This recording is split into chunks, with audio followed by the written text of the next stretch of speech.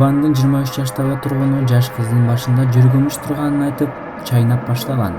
Лифттин ичинде болгон окуя видеого тартылып калган. Лифттен качып чыккан кыз болгон окуяны өзүнүн жигитине айткан.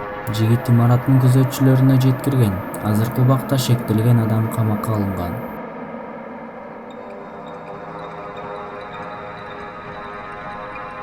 Видеодо болуп жаткандай эле маньяк кыздын башында жүргүмүш жүрөт деп, аны алдап, чачын жейе баштайт.